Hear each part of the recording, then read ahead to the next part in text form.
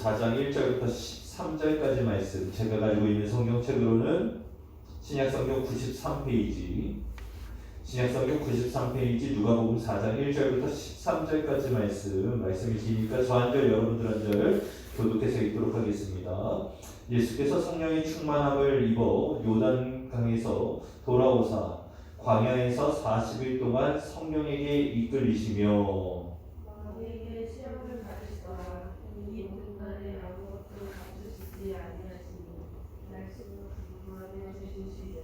마귀가 이르매 내가 만일 하나님의 아들이거든 이 돌들에게 명하여 떡이 되게 하라. 예수께서 대답하시되 기록된 바 사람이 떡으로만 살 것이 아니라 하느니라. 마귀가 또 예수를 이끌고 올라가서 순식간에 천하만국을 보이며 이르되 이 모든 권위와 그 영광을 내가 내게 주리라. 이것은 내가 목적인 것이요 내가 원하는 자에게 주노라. 그러므로 내가 만일 내게 절하면 다 내 것이 되리라. 예수께서 대답하여 이르시되 기록된 바 주 너의 하나님께 경배하고 너는 그를 섬기라 하였느니라. 또 이끌고 예루살렘으로 가서 성전 꼭대기에 세우고 이르되 내가 만일 하나님의 아들이거든 여기서 뛰어내리라.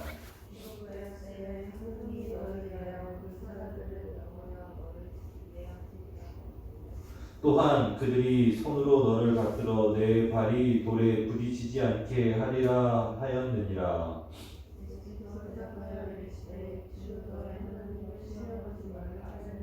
함께 읽겠습니다. 13절 마귀가 모든 시험을 다 한 후에 얼마 동안 떠나니라. 아멘. 아멘. 토요일날 새벽기도 하는 게 쉬운 일은 아닌데 여러분 새벽 깨우신 여러분들 한 분 한 분을 예수님의 마음으로 사랑하고 존경하고 축복합니다. 참고로 내일은 주일은 새벽기도 모이지 않습니다. 그렇게 알으시고 주일 예배 같이 함께 해주셨으면 좋겠습니다. 오늘은 우리가 예수님께서 공생애를 시작하시면서 받으셨던 시험에 대해서 같이 나누기를 원합니다. 우리가 읽지는 않았지만 예수님께서 사역을 시작하실 때에 세례 요한에게 세례를 받으셨습니다. 그죠? 요단강에 가셔서 세례를 받으셨어요. 누가복음 3장에 보면 그런 내용들이 나오는데 예수께서 세례 받으시던 그때에 아주 귀한 일들이 일어나죠. 3장 22절 말씀에 보면 성령이 비둘기 같은 형체로 그의 위에 강림하시더니 하늘로부터 소리가 나기를 너는 내 사랑하는 아들이라 내가 너를 기뻐하노라 하시니라 라고 하나님께서 말씀하셨어요. 뭐라고 말씀하셨냐면 너는 내 사랑하는 아들이다. 그리고 내가 너를 기뻐한다. 누가 말씀하셨다고요? 하나님께서 예수님에게 말씀하셨어요. 자, 그렇게 성령 충만함을 받고 이제 예수님은 어디로 가냐면 광야로 가시는데 무엇을 받으러 가시냐면 시험을 받으시러 가신다라고 기록하고 있어요. 그러니까 여러분 우리가 생각해야 될 것은 뭐냐면 여러분 지금 누가 예수님을 이끌어서 마귀 앞으로 때로는 광야로 때로는 시험 앞으로 이끌었느냐예요. 여러분 이것이 중요한 거예요. 성령께서 이끄셨다는 거예요. 그렇기에 마귀를 만나고 시험을 당하고 광야로 가는 것은 우리가 생각하는 저주, 때로는 우리가 생각하는 실패, 우리가 생각하는 고난일 수 없다는 거예요. 왜요? 성령께서 이끄셨으니까. 여러분 우리가 자동차를 만들 때에 지금 우리가 살 수 있는 그런 상황까지 시판될 때까지 그 자동차들은요 엄청난 테스트를 받아요. 뭐 극한에서 때로는 고열에서 때로는 아주 강력한 속도를 내면서 때로는 커브길에서 빗길에서 눈길에서 다양한 상황 가운데에서 테스트를 받는단 말이에요. 그리고 나서 이러한 모든 것들을 다 이겨내고 때로는 안전검사까지 다 합격을 받아야 그것이 자동차가 출고가 되어지는 거예요. 그래서 우리 여기 이제 우리 바로 교회 옆에가 볼보 매장 사무실이란 말이에요. 흔히들 얘기하는 영매들, 영업하는 사람들 사무실인데 이 볼보 매장 사무실에 수많은 직원들이 있는데 그 중에 한 분이 저한테 인사를 해요. 그러니까 제가 교회 목사인 거를 알고 저한테 꼭 인사를 하세요. 그러니까 저는 그분이 그냥 마음속에 내심 저분은 교회 다니시는가? 라는 생각이 들어요. 왜냐면 영업하시는 분이 한 30년 정도 되시는 것 같아요. 그런데 단 한 분도 저한테 인사하시는 분이 없거든요. 근데 이분만 꼭 인사를 하세요. 그러니까 참 재미있어요. 그래서 저는 그분 볼 때도 저도 안녕하세요 하면서 이제 먼저 지금 인사를 하는데 하루는 제가 이제 그분한테 여쭤봤어요. 요즘에 장사 잘 되세요? 자동차 판매 잘 되세요? 그러니까 작년에 여쭤본 건데 잘 된다는 거예요. 그래서 어떻게 요즘에 이제 코로나로 정말 힘들고 어렵다고 하는데 정말 바쁘신 것 같다고 그랬더니 작년에 모 연예인이 볼보를 타고 가다가 사고가 났다는 거예요. 아주 큰 사고가 났는데 안 다친 거예요. 원래 이제 볼보라고 하는 자동차가 저 어렸을 때에도 큰 덤프 트럭이랑 부딪혀도 자동차가 튼튼하다고 해서 아주 이렇게 사람들이 이렇게 그런 안전한 차라고 하는 이미지가 있었거든요. 근데 이번에 이제 다시금 이제 이슈화 된 거죠. 그래서 사고가 났는데 사람들이 안 다쳤다는 거예요. 그래서 판매량이 너무 늘어가지고 자기 지금 정신이 없다는 거예요. 여러분 어찌됐든 우리가 어떤 자동차를 출고하기까지 엄청난 테스트를 받는단 말이에요. 여러분 자동차는 이렇게 테스트를 받는 게 당연하다고 생각을 해요. 왜? 사람의 안전이 달렸으니까. 그런데 우리의 인생, 우리가 살아가는 삶을 되돌아보면서 우리는 이러한 시험을 받아야 한다고 하는 상황을 생각할 때마다 왜? 라고 하는 이야기를 해요. 내가 왜? 꼭 내가 그렇게 시험 받아야 될 필요가 있을까? 라고 하는 퀘스천 마크를 단단 말이에요. 여러분 앞서 말씀드렸던 것처럼 그 테스트의 목적은 뭡니까? 이 자동차가 어느 정도의 수준인가를 테스트하는 거예요. 점검해보는 거죠. 그래서 만약에 수준이 미달이면 이 부분을 더 보완하기 위한 거죠. 무슨 얘기인지 아시겠습니까? 저는 개인적으로 학교에서 시험 볼 때 정말 시험을 위한 시험은 너무 싫어했어요. 그러니까 시험을 보기 위한 시험들이 있잖아요. 우리를 시험하기 위한 시험들을 너무 싫어했고, 그래서 내가 수준이 어느 정도 되는가를 좀 평가받는 그런 시험들은 나름 최선을 다해서 준비했었던 것 같아요. 여러분 우리가 인생을 살아가면서 신앙생활을 하면서 우리는 앞서 말씀드렸던 이런 테스트를 항상 받아요. 그래서 때로는 우리가 기도가 필요한지, 때로는 믿음이 필요한지, 때로는 구제가 필요한지, 때로는 하나님을 향한 신뢰가 필요한 것인지 점검받는 거예요. 그래서 만약에 이런 부분들이 부족하다고 한다면 그것들을 다시금 채워넣는 거죠. 그런데 여러분 이 시험은 이 모든 인간이 사실상 통과한 사람이 단 한 번도 없어요. 지금 마귀가 하고 있는 이 시험을 인간이 통과한 사람은 단 한 사람도 없어요. 오직 예수님만이 통과했어요. 여러분 예수님께서 이것을 실질적으로 통과하심으로 말미암아 그 의미가 무엇인가? 특별히 이 사순절 기간에 예수님께서 정말로 이 시험을 이기셨다는 것이 어떤 의미인가를 우리가 살펴보는 것이 너무나 중요한 거예요. 특별히 이 시험을 통해서 예수가 예수된 것, 예수께서 그리스도가 되신 것이 분명하게 드러났거든요. 앞서 말씀드렸던 것처럼 여러분 이 시험은 철저하게 하나님을 향한 믿음에 대한 시험이었어요. 왜 그러냐면 앞서 제가 누가복음 3장 말씀을 인용하면서 하나님께서 뭐라고 말씀하셨다고요?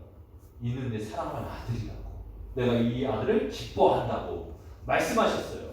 근데 원수마귀의 시험은 무엇입니까? 우리가 항상 시험 이야기할 때 돌을 떡으로 만들어라, 뭐 여기에 절을 해라, 이런 것들이 다 시험의 내용이라고 생각을 하잖아요.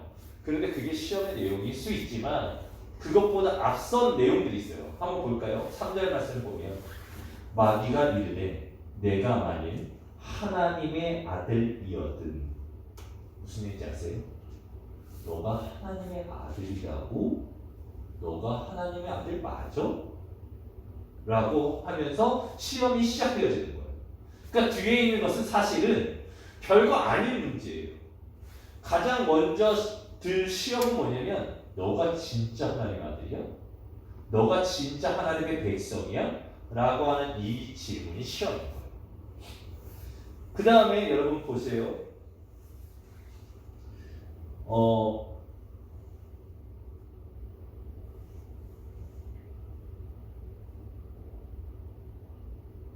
9절 말씀에도 보면 또 이끌고 예루살렘에 가서 성전 꼭대기에 세우고 이르되 내가 만일 하나님의 아들이거든 여기서 뛰어내리라. 결국은 계속해서 반응하는 것은 무엇이냐면 너가 진짜 하나님 아들 맞아? 라고 이야기해요. 과연 진짜 너가? 여러분 예수 그리스도께서 하나님의 아들이실 수 있는 것은 그분께서 이 땅에 오신 것도 맞지만 하나님의 말씀이 그 가운데 선포되었기 때문이에요. 무슨 얘기인지 아시겠습니까? 여러분 저와 여러분들이 하나님의 자녀가 될 수 있는 것, 하나님의 딸이 될 수 있는 것은 그분께서 내가 너희를 자녀 삼았다고 말씀하셨기 때문인 거예요. 저는 우리가 어떤 노력을 통해서 내가 예뻐서 때로는 내가 잘나서 내가 똑똑해서 하나님의 자녀가 된 것이 아니라 내가 너희를 자녀 삼았다라고 말씀하셨기에 내가 핏값으로 너희를 샀다라고 말씀하셨기에 여러분 우리는 하나님의 자녀가 되는 거예요. 그래서 세상의 수많은 원수마귀가 우리에게 나가와서 너가 정말 하나님의 딸이라고? 너 진짜 그렇게 자신할 수 있어? 라고 계속 물어봐도 내 인생을 보고 내 생각을 생각하고 내 자신의 모습들을 생각하다 보면 아닌 것 같을 때가 있어요. 나 진짜 예수님 믿는 사람 맞나? 라고 하는 생각이 들 때가 있어요. 그래도 괜찮아요. 무엇을 신뢰하는 거냐면 하나님께서 그럼에도 불구하고 나를 자녀 삼으셨다고 하는 믿음을 가지고 고백하는 것이 중요한 거예요. 여러분 탕자가 아버지께 돌아왔어요. 그러고서 요청하는 게 있어요. 아버지 자신을 아들로 생각하지 말아요. 종으로만 생각해도 된다는 거예요. 아버지께서 아니야 넌 내 아들 아니야 아버지 나는 아버지 아들로 하려고 온 게 아니에요. 저는 종으로 하려고 온 거예요. 아버지가 그 입 다물어요. 내가 너를 사랑해서 내가 너를 품고 내가 종들에게 선언해서 죽었던 아들이 돌아왔다고 이야기하는데 너가 그것을 거부하지 마라.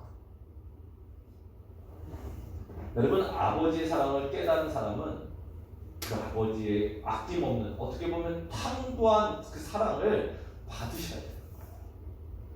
우리 하나님께서 저와 여러분의 연약함 부족함들을 다 아세요. 왜 모르시겠어요? 다 아세요. 그럼에도 불구하고 뭐라고 말씀하시냐면 내 딸이라고 내 아들이라고 말씀하시는 거예요. 여러분 우리가 시험을 무엇으로 이기냐면 말씀을 근거해서 이기는 거예요. 예수님이 무엇을 이겼습니까? 원수가 얘기하는 거예요. 야 떡으로 먹은 거 봐. 왜? 지금 당장 주님이 가장 필요한 건 뭡니까? 40일 금식하셨습니까? 인간이 가지고 있는 가장 굶주린 상태였던 자기의 몸을 자제하는 법을 컨트롤할 수 있는가의 문제였는데 예수님께서 어떻게 합니까? 야 말씀으로 다시 한번 이야기하는 거예요. 4절 말씀이 예수께서 대답하시되 기록된 바 사람이 떡으로만 살 것이 아니다. 하나님의 말씀으로 산다.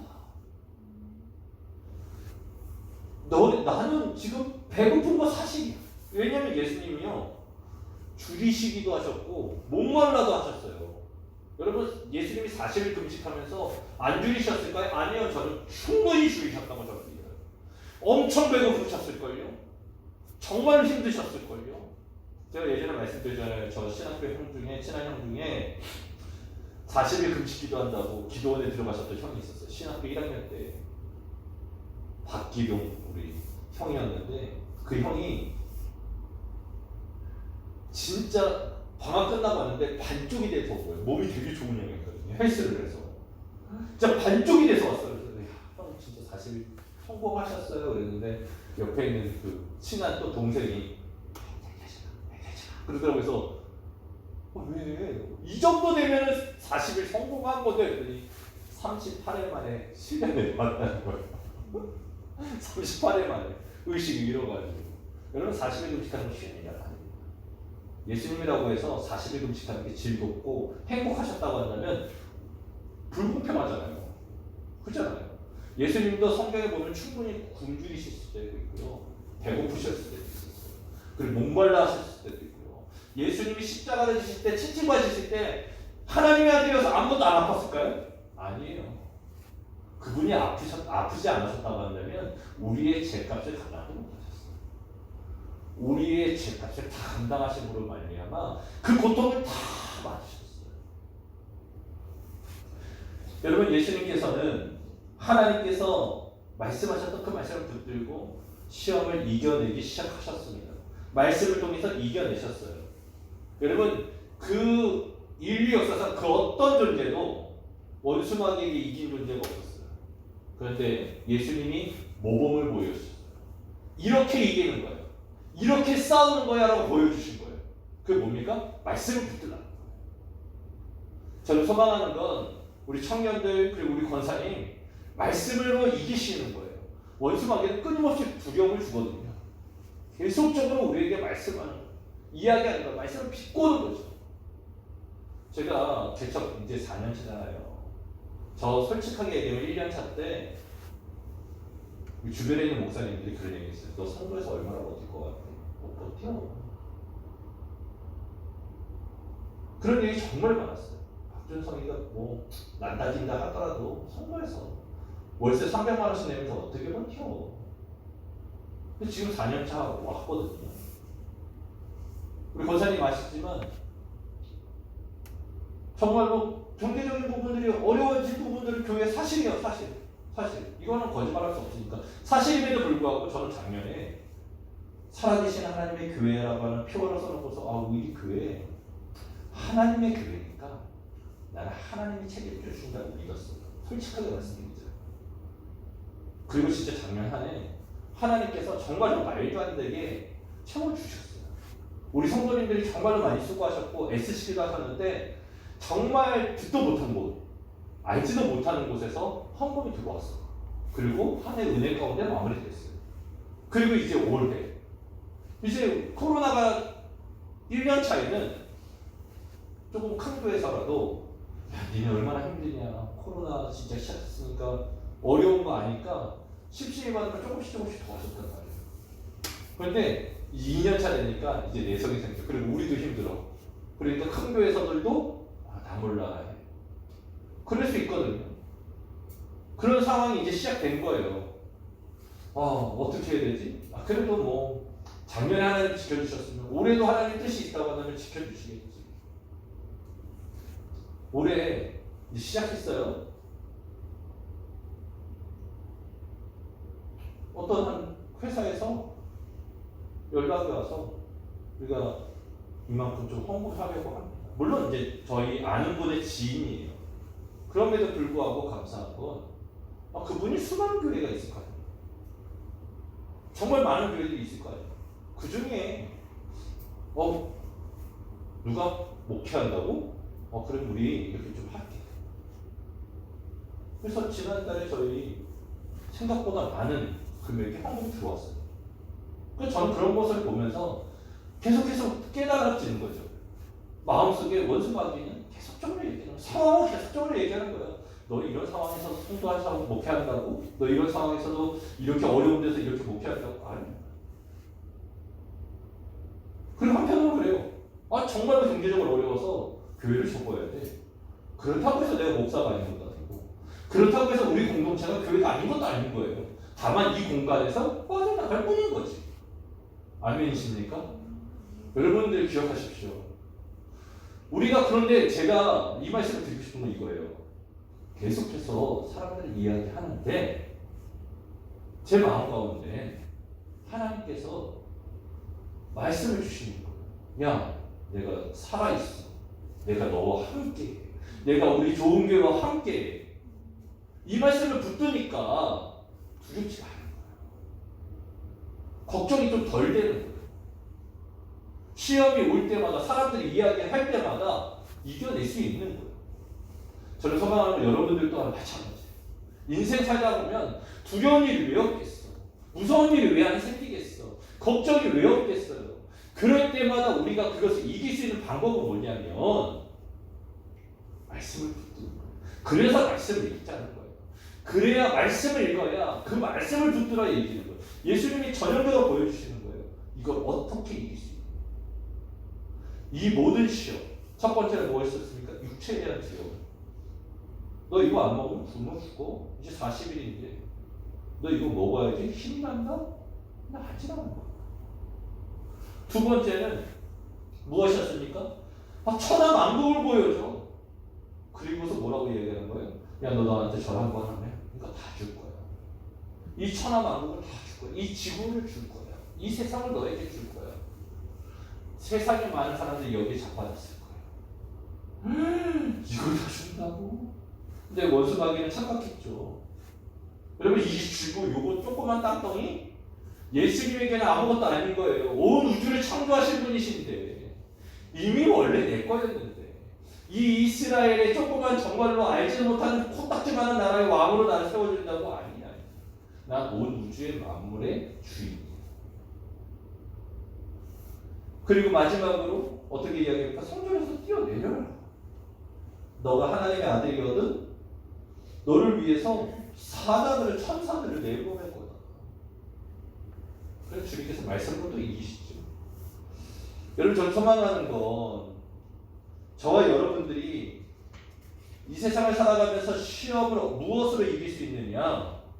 바로 하나님의 말씀으로 이길 수 있다. 꼭 기억하셨으면 좋겠어요. 하나님의 말씀으로 아니면 이긴 것처럼 보일 수 있지만 그것은 이긴 것이 아니에요. 우리의 금식, 우리의 애씀, 우리의 노력, 우리의 혈기, 우리의 에너지로 무언가 이루어낸 것 같지만 결코 그것이 이긴 것이 아니에요. 저는 여러분들 꼭 하나님의 말씀으로 승리하셨으면 좋겠어요. 예수님은 이 시험을 외면하지 않으셨어요. 피하지 않으셨어요. 그걸 정면으로 받아차셨어요. 근데 무엇을 이기셨다고요? 말씀을 이기셨어요. 그분은 무너지지 않으셨어요. 예수님께서 이기셨고 그 다음에 어떻게 하냐면 승리하신 모습들을 분명하게 기록해 놓으셨어요. 왜요? 이 부분을 왜 기록해 놨을까요? 저와 여러분을 위해서 기록해 놓은 거예요. 주님께서 어떻게 이기셨는가. 여러분, 이 세상을 살아가다 보면 우리가 직면한 시험들, 문제들을 만날 때가 있어요. 여러분, 옳은 일을 그릇된 방식으로 처리하라는 그러한 일들을 세상 사람들은 끊임없이 유혹하고 부추겨요. 여러분, 그때에 그 시험 앞에 우리는 승리할 수 있어야 돼요.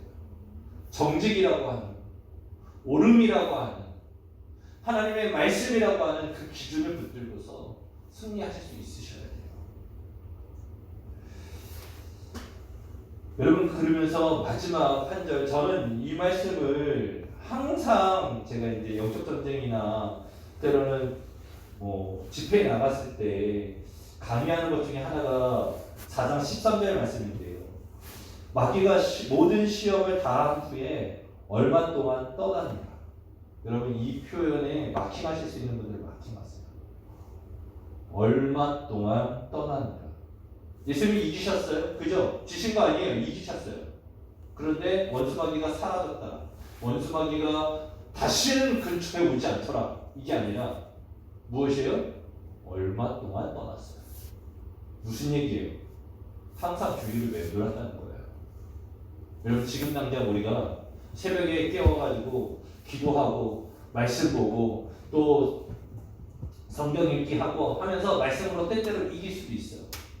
그런데 여러분, 원수 마귀는 주님 다시 오시는 그날까지 우리를 포기하지 않아요. 우리가 주님 앞에 서는 그 순간까지 원수 마귀는 포기하지 않아요. 그래서 때로는 이러한 영적인 시간들, 때로는 거룩한 훈련을 갖는 이 사순절 특별기도회 같은 시간들이 중요한 거예요. 왜요? 이럴 때라도 우리가 의식적으로 결단하고 하나님의 말씀을 더 보고 주님 앞에 더욱더 기도하고 내 모습을 성찰하고 하나님 앞에 기도하는 그런 시간들이기 때문인 거예요. 저는 소망하는 건 온라인으로 듣던 현장에서 나와서 기도하시던 정말로 여러분들이 하나님의 말씀을 붙들기를 소망하는 기간이 됐으면 좋겠어요. 그리고 우리 앞에 있는 이 시험을 두려워하거나 무서워하지 마시고 때로는 힘들고 두렵고 어렵고 여러 가지 상황 가운데 있을 때라도 여러분 말씀 붙드세요. 말씀 붙드세요. 그 말씀을 붙들고 주님이 이기셨던 것처럼, 주님이 돌파하셨던 것처럼 돌파하세요. 그때 하나님께서 역사하시는 것들을 보게 되는 거예요. 하나님의 말씀을 붙들고 나아갈 때에 여러분 말씀이 실제가 되어지는 일들을 보게 되는 거라니까요. 제가 올해 깜짝 놀라서 솔직하게 얘기해요. 올해 쉽지 않아. 우리 구역회 때도 잠깐 나눴던 것처럼 그래 작년 한 해 진짜 어떻게든 은혜 가운데 잘 지냈는데 올해는 어떻게 될까? 근데 마음 가운데 계속적으로 하나님께서 올해는 내가 너와 함께한다. 내가 너와 함께. 그럼 하나님이 나와 함께 하시는 증거들이 있을 거 아니에요. 하나님이 나와 함께 하시는 어떤 모습들이 나타날 거 아니에요.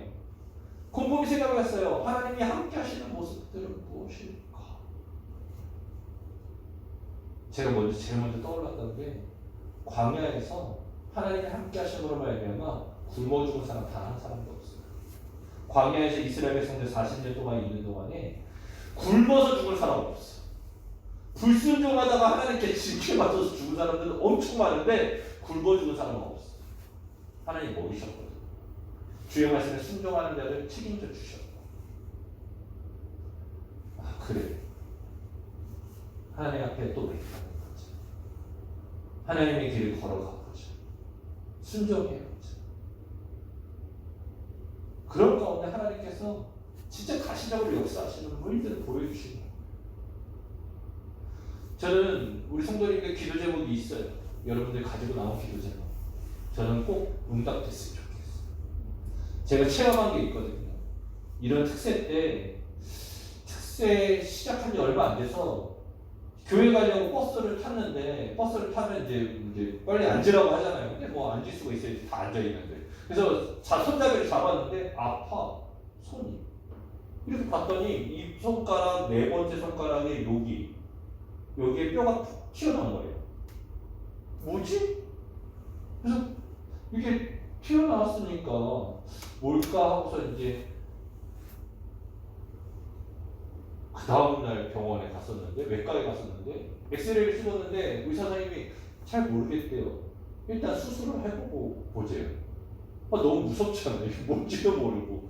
그때 당시에 저희가 되게 어려울 때여서 집이 어려울 때여서 뭐 수술비도 무서웠고 이게 뭔지도 모르는데 째는 것도 무서웠고 그래가지고 이제 기도하기 시작했어요. 그때 특세 시작했을 때는 이게 뼈가 튀어나왔으니까 박수를 못 치잖아요. 우리 손잡아도 아파서 불편하고 하루 이틀 3일 4일 특세 이제 내내오는 동안 기도하는데 기도 제목 뭘까요?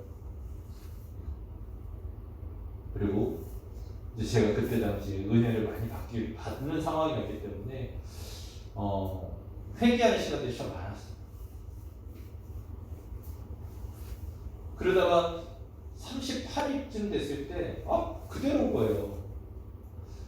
불안하고 이거 담임 목사님을 자꾸 이거 가서 수술을 하라는 거예요. 마음은 무섭고 그래서 하나님이 이렇게 고쳐줬으면 좋겠는데. 근데 저희 아버지는 그때 당시 교회 이렇게 20년째 다니셨지만 새벽 기도 가는 걸 이해 못 하시고 무슨 기도를 하냐고 빨리 병원 가라고 하셨었거든요. 그런데 38일 때는 그날에 제가 이제 무릎 꿇고서 막 울면서 회개 기도하고 있었었는데 이제 그때는 되게 좀 뜨거워졌어요. 막. 그래서 막 기도하다가 보니까 어느 순간 막 박수치고 막 그랬어요. 기도하는데 방언이 터지고 하니까. 그런데 박수를 치는데 아프지가 않은 거예요. 봤더니 사라졌어. 지금도 그냥 사라져 있는 상태예요. 저는 이러한 일들이 제가 목사님이어서 일어나는 게 아니라 저는 그때 청년이었어요. 청년. 정말 진짜 성도님들이 봤을 때 우스운 청년. 쟤도 새벽 기도 나오네 할 수 있을 정도의 상관. 그런데 저는 그때 다시금 깨달았어요. 하나님 살아계시다.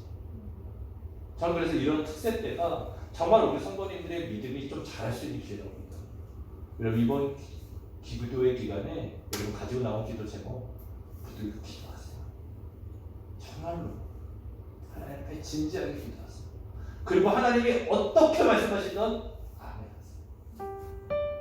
내가 바라는 대로가 아니고 하나님이 말씀하시는 대로라고 한다면 그것을 받아들이시고 품으시고 아멘. 왜? 우리 하나님이 앞서 말씀드렸던 것처럼 예수 그리스도를 나의 아들이라고 내가 기뻐하는 자라고 말씀하셨을 때에 그 하나님이 우리 아버지시잖아요. 우리 아버지 하나님께서 우리에게 무엇을 주길 원한다고요? 가장 아까 전에 탕자는 뭘 원했어요? 종으로. 아버지는 뭘 원했어요? 내 아들. 우리가 생각하는 건 이 A가 좋은 것 같은데 하나님은 B를 준다고 하실 수 있어요. 이때 우리는 B 받으면서 아멘 받습니다. 그러면 하나님이 또 다른 것을 이루십니다. 우리 같이 들었던 말씀들 기억하면서 찬양 하나 부르고 같이 기도했으면 좋겠습니다. 찬송가 93장 같이 찬양하겠습니다.